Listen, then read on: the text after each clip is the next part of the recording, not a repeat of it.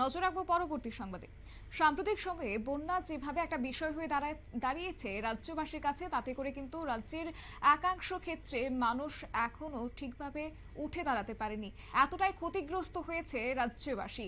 এবং সেই জায়গায় দাঁড়িয়ে বিভিন্ন ক্ষেত্রে দেখা গেছে যে সামাজিক কর্মসূচি হাতে নিতে এবং পাশাপাশি তাদেরকে সাহায্যার্থে অনেক সংস্থা সংগঠন এগিয়ে এসেছে।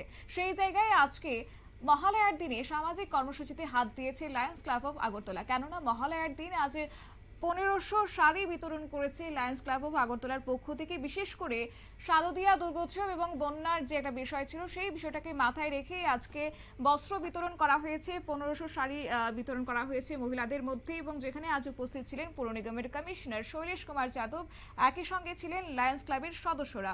গোটা বিষয় প্রসঙ্গে কমিশনার শৈলেশ কুমার যাদবের কি বক্তব্য রয়েছে শুনুন। বস্ত্রদান উৎসব করছে, যেখানে মোটামুটি 1500 মা বোনেদেরকে শাড়ি বিতরণ করা হচ্ছে, ভাইদেরকে কিছু কাপড় দেওয়া হচ্ছে। যে ফাইন্যান্সিয়াল ডিফিকাল্টিতে স্টুডেন্ট আছে, যারা ভালো পারফর্ম করেছেন, একজন ওনাকে কিছু কিছু ক্যাশ মানে চেক মাধ্যমে সাহায্য প্রদান করেছে। লায়ন্স ক্লাব আগেও অনেকগুলি সামাজিক কার্যে লিপ্ত আছে, আপনারা জানেন। এবং যখন বন্যা হয়েছিল ওই সময় অনেকগুলি কাজ করেছিল।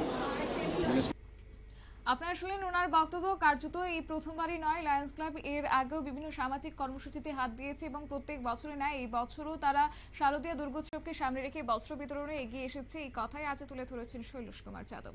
নিয়ে নিচ্ছে ছোট একটি বিজ্ঞাপন বিরতি, সঙ্গে থাকুন।